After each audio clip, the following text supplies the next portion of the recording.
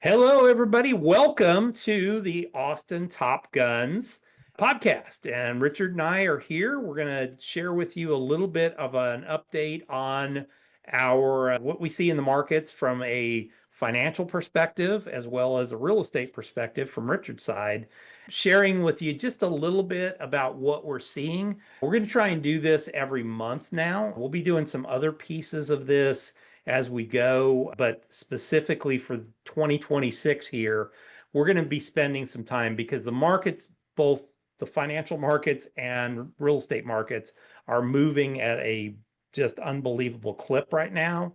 And I think there's some really good opportunities on both sides of the coin for that. So join us. We'll share with you what we see, and we'll be right on with you in a second.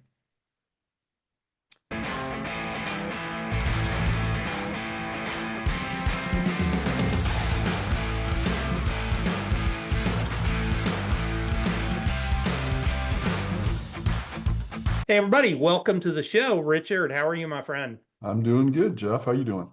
I am fantastic. We're off and running. I can't believe it's already the third week of January, and I'm looking up and going, okay, what have I gotten done so far? So yeah, come right out of the holidays, and then they throw MLK Day at you. So it's Yeah, like, I know. That was actually a good thing. I enjoyed that. And we previously, and the market was closed on that day. sure. Other businesses typically aren't. And my wife and I have made the decision this year, if it's a federal holiday, dang it, we're taking the time off. So all of our people here at T-Works can come and go as they please 24 hours a day. So I'm like, they don't need us here. They've got our cell phones if they don't. So yeah, we took it off. Yeah, real estate's 24/7, and a lot of times the Never holidays are the fails. Yeah. busiest day. So Yeah, it's of course, when understandable. everybody else is off. Yeah. Yeah, Cool. So what from thinking from the real estate aspect, what's your take going into 2026 here? positive, very, very Okay, positive. great. The last couple of years have been kind of lackluster in especially different areas. We're seeing that the interest rates is projected to stay in the low sixes, around Mm, low sixes for the year. yeah. That's about almost a 1% decrease from where we were a year ago. So it's just people's purchasing power about 12 plus percent, which is great. Yeah. We're seeing some indications that, and you could speak to this too on the financial side, but the data is showing that incomes are increasing. Specifically in the Austin market, we've been on a situation where values of properties and sales have declined since the height of the pandemic. So we're seeing pricing on housing coming down, or at least we're seeing housing coming down, and now we're seeing incomes going up. And then with the interest rate, it's all creating that nexus where it's stimulating activity in the marketplace. So that's good. Yeah. Now, and this is once again, this is my Jeff's gut feeling with some of this. I was working with a young couple last a couple weeks ago, and we doing some financial planning with them and taking a look and seeing where they're at. And I was looking at their house, and they bought probably at about the peak of the market up in Liberty Hill. And I could see almost a 10 to 12% drop from what you could sell it for today if the Zestimate, the Zillow is right. It was about a Mhm. 10 to 15% drop from that peak.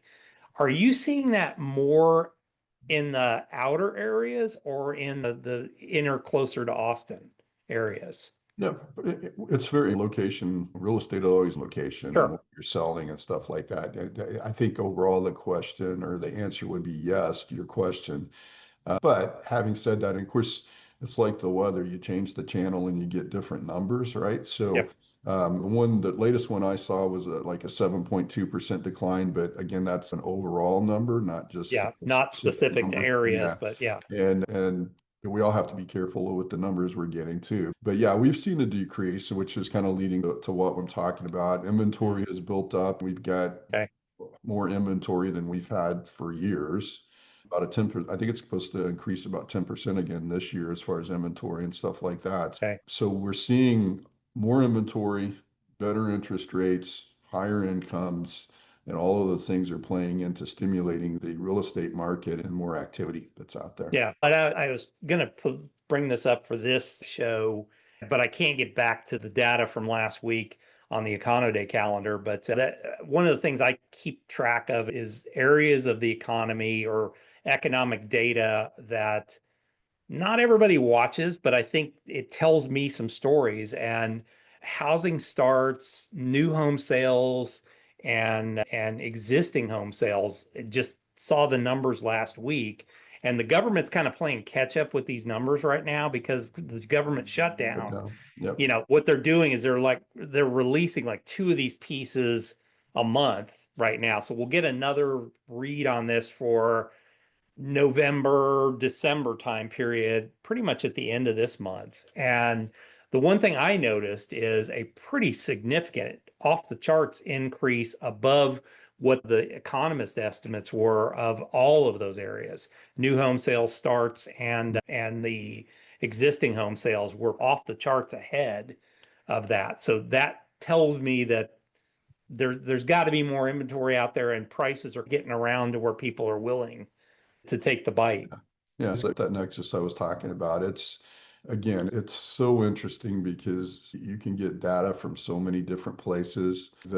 Yeah, I think the key, I listen to the data from a lot of different places and I take that with a grain of salt in a lot of areas, but the key is the feel in the marketplace and the momentum. And we're Yeah. seeing that. And it's typically for some listings, I normally try to list properties for the spring selling season in kind of the March, April timeframe. Usually try to hit Okay. mid-March or so.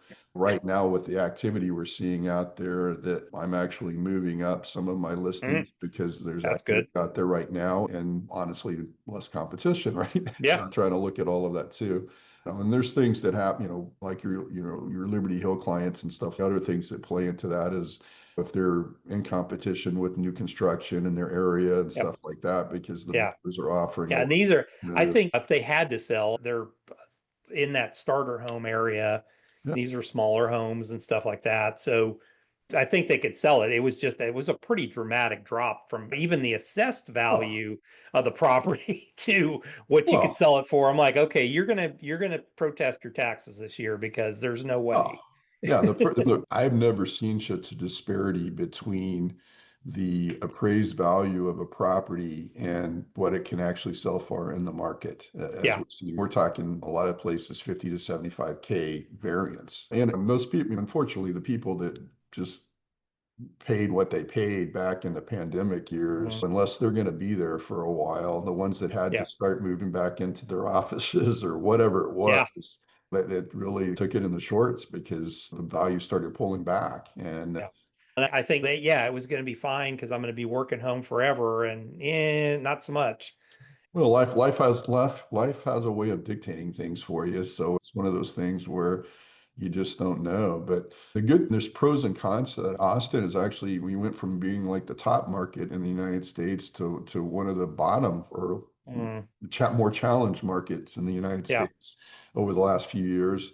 But that's actually, it hurts, has been hurting, but it will help us going forward because the Hmm. affordability equation that's playing back Yeah. to it. And with the amount of work that the state is doing on bringing in companies to the state, it certainly helps. That was what pushed it up to begin with. And then I think it puts us in a great position as these new people are moving into the area.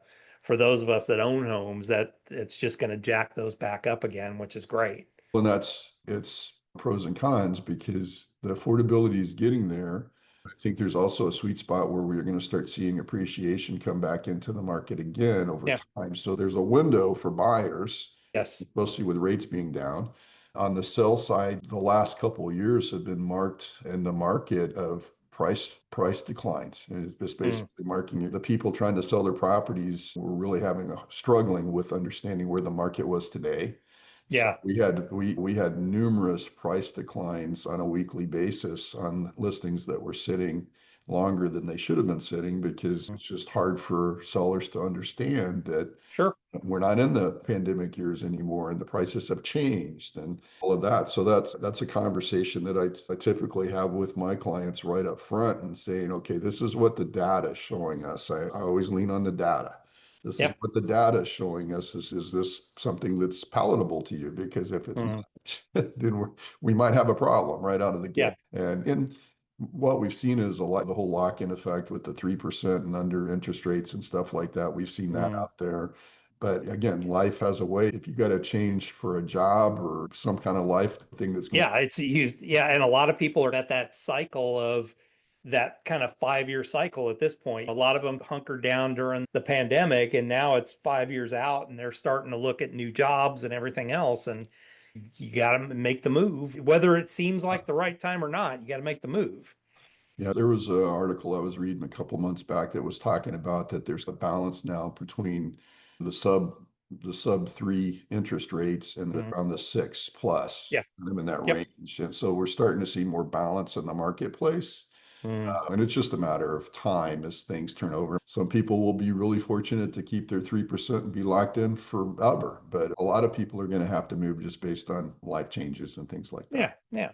It's that's the reality of it. And we are in a much more mobile society than we Oh, were 50 years ago. You stayed in the same town and forever. probably in the same house for most of your Yeah. life. I think of but even my grandmother, she lived in three houses in her entire 92 years.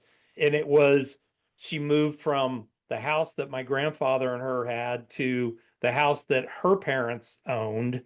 And they sold the other house. And finally, after my grandfather died, she moved next to my uncle at that point. But she still stayed within probably 10 miles, 20 miles of where she grew up in, and really only moved because of just life happening at the time, or the best place to be at the time. But And when we look at, especially here in Texas, you look at the yeah, size of the houses and stuff like that. yeah, People are God, buying back then. You had a 3-2 or 4-2 or whatever it was. absolutely. Yeah. Nowadays, if you're not 2,500 to 3,000 square feet, it's a small house. You're Oh, I like, know. so Yeah. And I look at our house, I'm like, okay, there's literally rooms I don't even walk into ever. There's just empty rooms. I finally set up our upstairs like TV area because I'm like, okay, this is an empty room. We're going to put something in here. And even if once a week we go upstairs and we watch TV there in the evening, it's at it's least a we're use. there. Yeah, we're It's not using just a this storage space room. Yeah. for something. Yeah. Yeah, but I think not, I'd like to hear more about what you have to say about the Yeah. financial side. But I think from a real estate perspective and the financial pieces that I'm hearing and people that I'm Mhm. listening to, the Yeah. outlook is good for 2026. Sure. Well, and I think that adds to the wealth effect, and leading into my piece of it, it really adds, if your house is at least stabilized and starts to go up a little bit, not if it goes up the way houses used to in Texas, about 3% a year, that's okay. 14, 15, 20% in a year, that's just not right. And it's not sustainable. And you see it. People pay ridiculous, stupid money. People moving in from out of state here going, oh my God, this is cheap in comparison to California, but you're paying like 40% more than we were paying a couple years before. Yeah, it was stupid money and it had to come back at some point. Well, it was Um, amazing. It was amazing to me. One of the offshoots of all of that was that how many people that I was talking to that didn't have a homestead exemption in place. they So they didn't didn't have that. even know what it was. They Yeah. didn't have that 10% cap protection. And Mm. so when their properties were appreciating 30, 40% year over year, that tax bill was a lot of fun to pay. It's Oh, like, yeah. is it? Yeah, it's nuts. So, leading into kind of my side of it, let me kind of transition through the what affects real estate. And what affects real estate is the 10-year bond. Here, the 10-year treasury, that's what everything is tied to. It's basically whatever the treasury rate is plus a little cap on that's what's going to determine it. And it's typically about 1.5 to 2% spread between where the mortgages are and where the 10-year treasury. What I would tell you is it ain't going anywhere fast. Where we're at's going to be where we're at. We've seen a little bit of a spike up this week in the treasury rates, primarily because of Japan. Japan's got a lot of things structurally going on with them right now. They have a new prime minister that is really trying to spur the economy on, which has done literally nothing for the last 25 years. It's been stagnant for 25 years. They have a really old population. The average age of their population is really old, so they're not really putting money into the economy. So the new prime minister is trying to really engage and get the economy going, which, of course, the way economists think is, okay, if you do that, then that means we're going to have tons of inflation and all that, which has been proven wrong more times than not. So what's happened is they had a really big move in their bonds, their 40-year bonds this last weekend, and that kind of spilled off into the US market, and our interest rates have gone up a little bit. I would expect them to work their way back down again. So the 10-year Treasury, it's been hovering between 4 and 430 for most of the end of last year. It's come down, what Richard said, about 1% off of where it was a year ago. I would expect mortgage rates to hang in here around the 6% level. There's not much. Everybody talks about the Federal Reserve and them reducing rates. Honestly, they don't control the 10-year rate. They only control the really short end of the market, so less than a year, what they call the federal funds rate. So even if that comes down, it's not necessarily going to affect the 10-year. Now, the Treasury and President Trump have talked about encouraging Fannie Mae, Freddie Mac to start going out into the market and buying mortgages again, which the good part about that is if they do, think of it as a seesaw. If you start buying mortgages, it's going to start reducing rates on those. And so that is something that the Treasury could control at this point through Freddie Mac, Fannie Mae, which are owned by the government. That happened during 2008 financial crisis, and they've continued to own those. That is a method that they could use to start buying down interest rates a little bit, getting them into the fives, and then, of course, we're going to have to start building more houses because we just don't have enough Well, houses for the let people. me speak to that a little bit. So Yeah. the Trump and the government basically is proposing a $200 billion buy-in on that. Yeah. Okay. Which sounds like a huge number. Okay. But it's a $12 trillion Yeah. industry. So you know, there's really not known how the $200 billion will affect the $12 trillion. Yeah. You could do the buy-in and it could have no effect on Yep. what you're doing. Believe me, I'm all about bringing interest rates down. Mm. Makes my business thrive. And Sure. I like helping people get into houses and stuff like that. At the same time, and I'm open to ideas, believe me. Mm. Any ideas we can do that, it's great. But I'm trying to be realistic about what a $200 billion buy-in, which sounds just unbelievably large amount of money.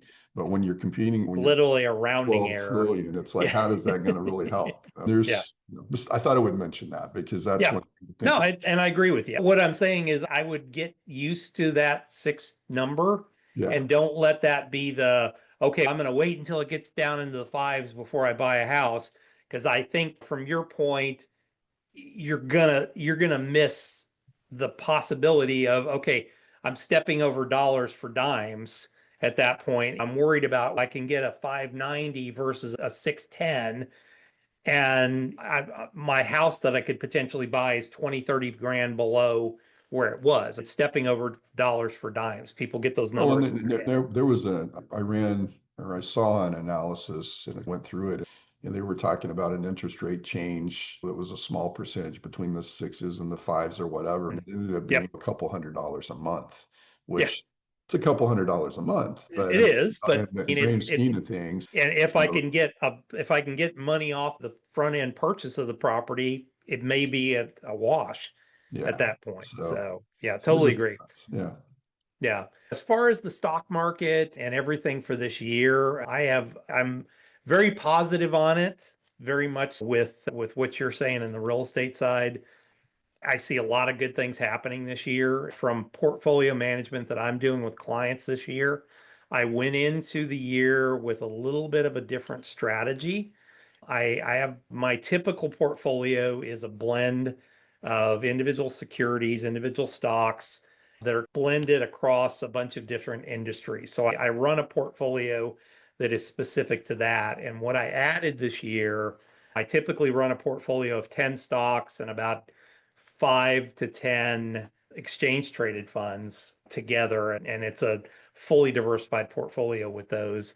What I did this year a little bit differently, and it's worked exceptionally well, is I went in with three themes for this year. And what I would say is overall, there's a theme around construction, specifically in the data center areas, factories, things like that. But I went into it with three themes within that world. One theme is alternative or clean energy, which I've got guff online from announcing this on my other podcast on the sense of things. I got all kinds of guff about, well, with Trump in the White House, clean energy, that's a stupid idea. You know what? We have to have energy, period. So whether it's dirty energy, clean energy, nuclear energy, whatever, we are going to have energy. You cannot put all this money into artificial intelligence without needing energy to run all this stuff. And so the reality of this is that clean energy, I think, is an interesting area because a lot of these new factories that are being built by companies that believe in clean energy. So they're building a factory and they're being encouraged by the government to, okay, whatever you're doing, you build this factory, you need to be creating your own power at this factory. And if you can, if you don't use some of this, split it off to the grid and so that we can use it. And we're not, as a society, building a ton of power plants to power these AI facilities and data centers and everything else. So that was one theme for this year. The second is really natural resource side of things. I started looking at materials, natural resources, things like that, that you think of the gold rush. It was who made the most money. It was the guys who were selling picks and shovels, not the guys that were out there digging in the dirt. The guys who are making the picks and shovels now are the people that supply resources to the people that are building a lot of this stuff. And then the last piece of themes for this year was on 5G and that future of communications, because when you build a big data center, you've got to have ways of connecting that to the world. And so that was my three themes. Most of that has gone off the charts crazy this year already out of the gate. I would expect that to pull back because there's some ridiculous, silly money being spent in that area. Less money, I think, interestingly enough, in some of the high flyers of the last year. Money's kind of shifted around a little bit in the markets. And so I think this is going to be a stock picker's market this year, much more so than the last few years. You could just throw money at an index fund and you were making more money than probably half the investment advisors. This year, I think it's going to be a much more of a stock picker's market where you really need to kind of juke and jive your way through. It's not going to be so easy to just dump money into the market. Interesting. Now, Yeah. wasn't it Meta that bought 3 Mile Island or something like that? No, it's actually Microsoft. So Microsoft. Okay, Microsoft, I knew yeah, it was. because they were building a big data center Yeah, in Pennsylvania, yeah. and they're like, okay, where are we going to get Power power? this And thing. then, Yeah. yeah, it was like, here's this power station that's been sitting there vacant, basically, or it's been sitting there just idled since I think 2019 or something like that. They stupidly shut it down. Just same thing in New Jersey. They stupidly shut these things down. And I always love the clean energy people. We need clean energy. Okay, you've got a nuclear power plant. There can't be any cleaner energy for you. It has no emissions. It runs basically continuously. Yes, there were problems. That's been fixed. We're not the 1970s nuclear technology anymore. We're getting to the point where literally they can build a nuclear reactor that can fit in the back of a truck, which is amazing. And I see that as an interesting area of the Mhm. market. It got ahead of itself last year when the administration started talking about the like Doug Burgum, the Interior Secretary and the Energy Secretary started talking about, hey, we're going to take some of the rails off of building nuclear power plants, and a lot of those stocks got ahead of themselves. But I think it is the way that we're going to go. You still got to get through the onslaught of the clean energy people who are going to put all kinds of lawsuits up in front of it. So just don't see a whole lot of new nuclear power plants being built anytime soon, but we're moving in that direction, which I think is extraordinarily smart. Interesting. Yeah. So that's my take. I think we're going to have a good year. That said, our president has a propensity for just going off the rails with stuff like he did this week of we're going to throw tariffs on people and the market went crazy. It was a day off on Monday from the market, and then yesterday it went crazy and everything was down. And then today he spoke in Davos and said, hey, we're not going to militarily go into Greenland. And the market went, oh, yeah, now we're going the other way and everything's wonderful again. That we have to get used to, and we have to get used to somebody who negotiates in public with a lot of this stuff. The market is going to respond to that. And what I would tell people is you don't need to be, when clients call me and like, what are we doing? Nothing, because it's probably going to change in 2 or 3 days or 3 to 4 weeks. So we're not going to do anything. We're not going to respond to this stuff. We're going to keep diversified. We're going to keep our portfolio in place unless something dramatically changes. If the market, if we start seeing mass layoffs, we see jobs slowing, that's where we have to really worry about this stuff. And that's not happening. Jobs are accelerating. Unemployment's going kind of the other direction right now. Credit still is a major issue. It's going up like crazy. People's credit issues, I think, as long as they're employed, it'll be good. If they start not being employed, that could cause some major issues with the economy, but it ain't there yet. Interesting. Yeah. So that said, I think from both of our points of view, I think you would agree, Richard. I think it's probably going to be a good year. All looks positive right now. Stuff can change. We're in an international world and things can happen. But from what I see at this point, like I said, from my perspective, we have to work a little bit more this year to guide our way around that. And I would assume in the same thing in the Austin area. You got to look at, all right, where are you buying at? Maybe Got to there's be some better strategic. buys in certain areas.